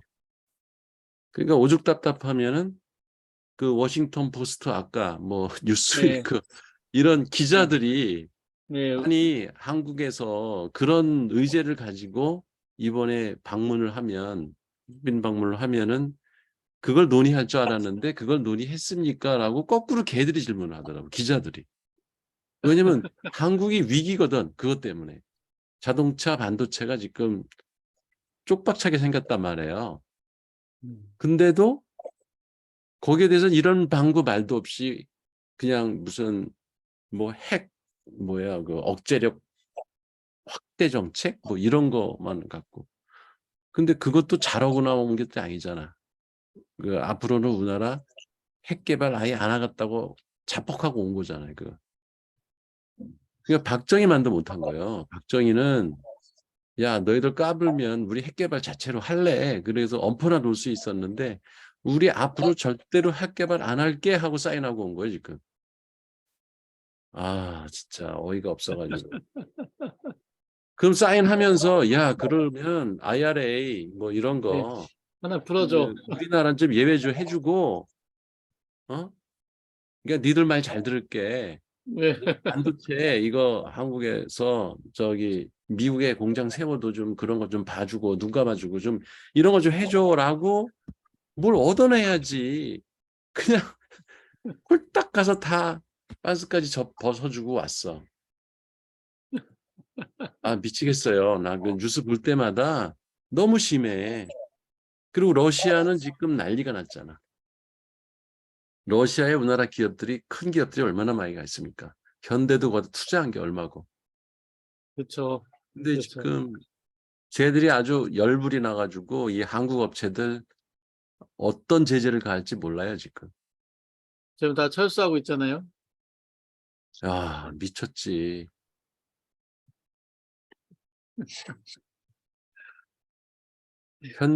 현대차가 작년에 실적이 되게 좋더라고. 그러게요. 의외였어요, 전기차 의외. 때문에. 근데 이제 폭망하게 생겼어요. 러시아 시장을 다 잃어버렸잖아. 그러니까요. 그 되게 수익이 좀 그러니까 의외였어요. 이거는 신자유주의고 뭐고 진보 경제학이고 뭐고 아무런 생각 없이 그냥 대통령 장난놀이하고 앉아 있어요. 그리고 그 밑에 참모들은 이런 방구 말도 못하고 있고. 지금 어쨌든 그 대미 그 친미 그걸로 해가지고 그 뭐야 경제 정책이든 뭐든 다 끌고 가겠다라고 하는 그런 진짜 굴욕적인 것들을 다 하고 있는 거잖아요. 아니 나는 굴욕적인 거로 해서라도 경제를 살리려는 노력을 한다면 뭐 국가를 위기에서 구하기 위해서 그러나 보다라고 조금 봐줄 근데 그것도 말도 안 되지만 근데 그것도 하나도 없어. 일체 경제에 대한 언급 자체가 없어요 지금. 논의조차 안 했다고 그러더라고. 그 왜 갔는지 모르겠어. 우리 오광영 아유, 의원은 어떻게 보고 계세요? 이제 저도 사실 되게 좀 이율 개방적인 제 생각에도 뭐 예를 들어서 핵과 관련한 얘기 같은 경우에는 조선일보도 결국은 비판하는 대목인데 그 부분이거든요. 조선일보는 뭐 자체 핵무장이라든가 이런 거를 주장하는 그 보수 그룹이고 네, 그러면서 이번에 윤석열 한 것에 그 핵과 관련된 그 성과는 그 성과라고는 안 하고 조선일보도 엄청 비판하는 거 아니에요. 그리고 바꿔주고 그러니까 그 더 이상 그 자체적으로 핵을 갖다가 뭐 그 무장을 한다든가 혹은 그 전술핵을 배치한다든가 이런 부분을 할 수 있는 모든 그거를 다 포기하고 온 결과다. 그러면서 사설에서 비판을 했더라고요. 조선일보가. 그 이제 그렇죠. 그 정도 보수에서조차도 지금 못 음, 받아들이겠다고 하고 있죠. 지금 근데 이제 하고 온 거는. 그거를 그거는 사실은 어떻게 보면은 그거를 지렛대로 경제라도 끌고 왔으면은 지금 그렇죠. 말씀하시는 것 같이 그런 문제가 없을 텐데 경제는 아예 얘기를 안 한 거잖아요. 그러니까 아까 얘기했던 IRA라든가 그런 모든 그 한국의 경제 이익과 관련해서는 그 하나 받아왔어요. 기타. 기타 그래서 기타 하나 그래서 받았지.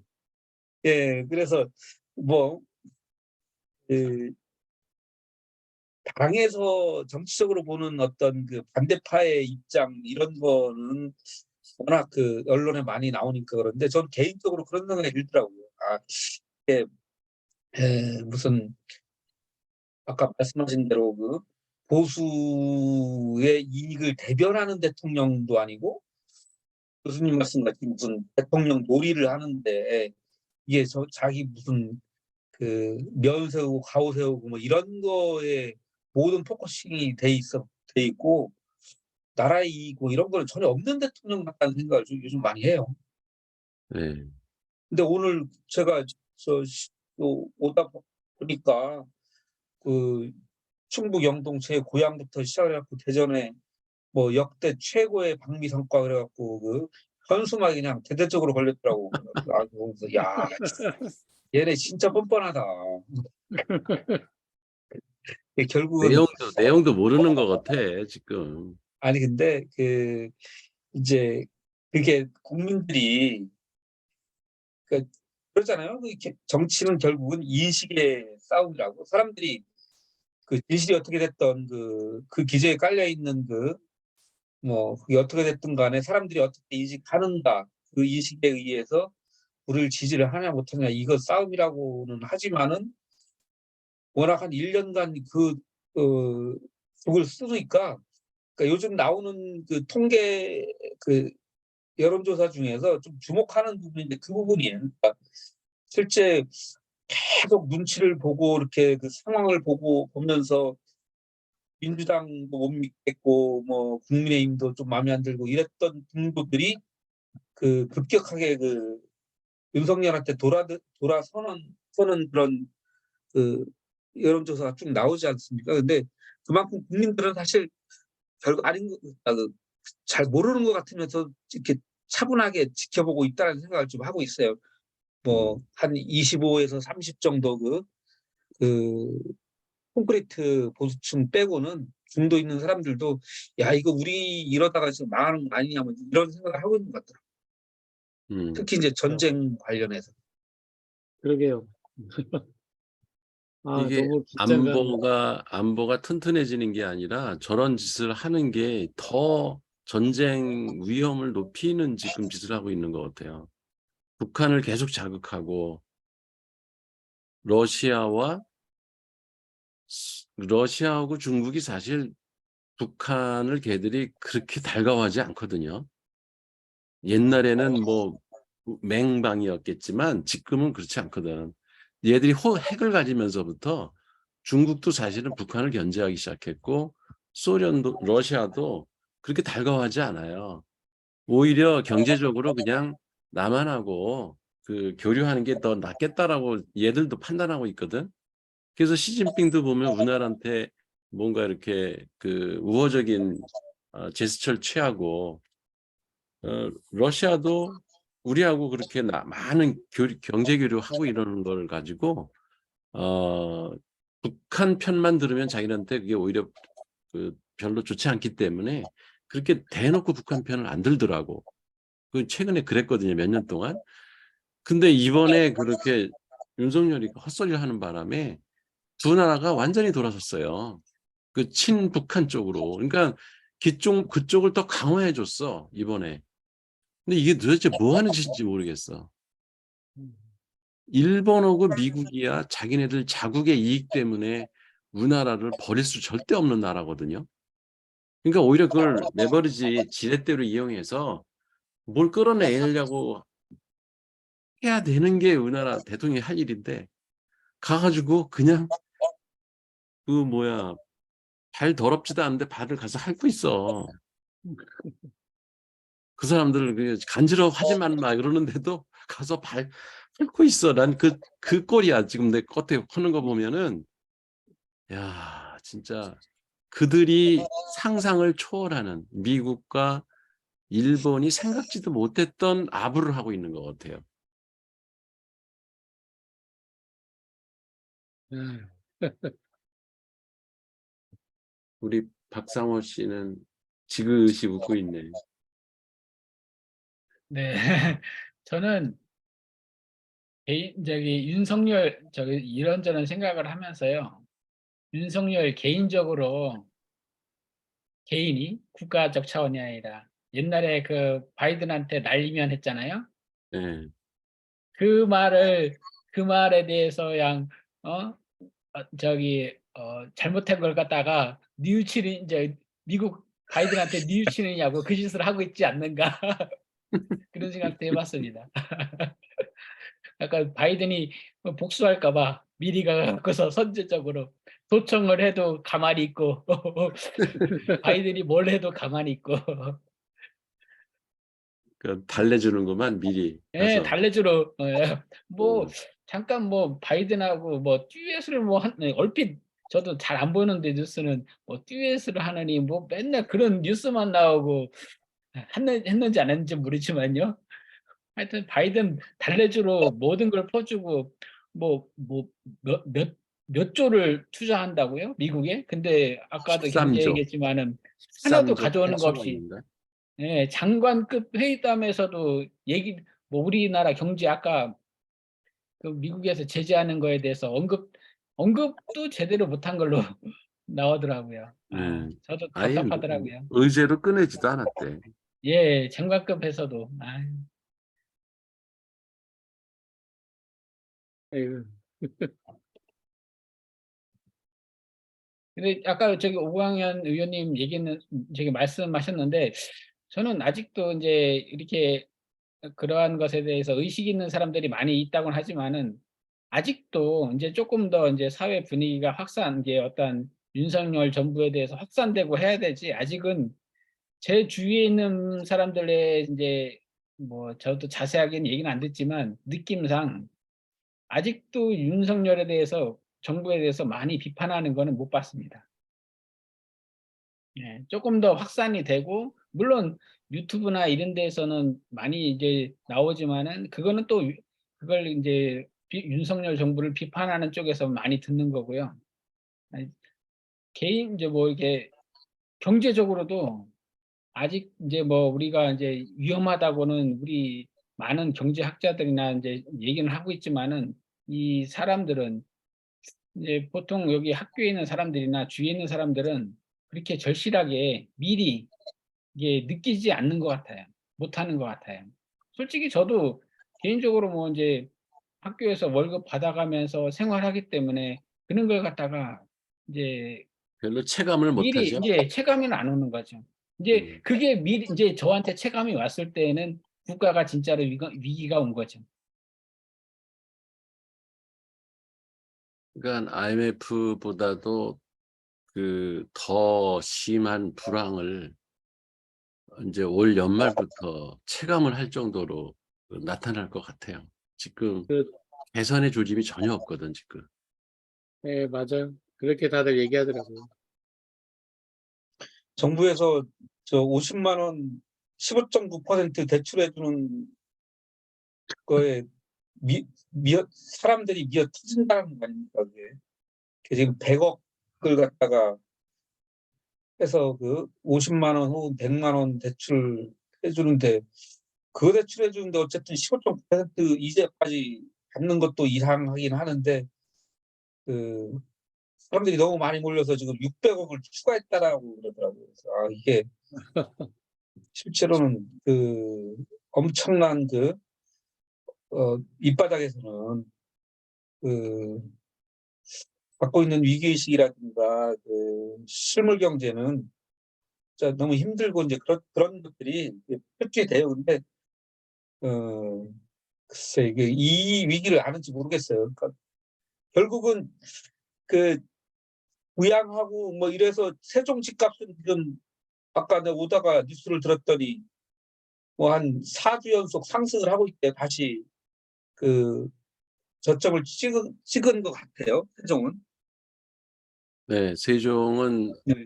지금 집값이 뭐 0.28% 정도 상승세로 돌아갔고, 대전은 네. 아직도 이제 뭐 0.16% 정도 이렇게 떨어지고 있다. 그렇게 나오는데, 세종시는 또 새로 또 분양을 많이 하잖아요. 그리고 요새 사람들이 기대가 있죠. 세종시에 대해서는 깨끗하고 하니까 이렇게 좀 돈 좀 있고 나이 좀 든 사람들이 대전에서도 글로 가려고 하는 의향을 비추는 사람들이 많더라고. 주변에도 보면. 그러니까 이제 대전은 좀 시장도 마음에 안 들고 별로 그렇게 매력적인 도시라는 생각이 안 드나 봐. 그래서 아니 요새요. 이제 최근래 이제 우리가 코로나를 겪으면서 많이 그 상권이 폐업을 많이 했지 않습니까? 네. 근데 이제 주위에 보면은 다시 뭐 김밥집이라든지 뭐 옷가게 조그마한 옷가게라든지 계속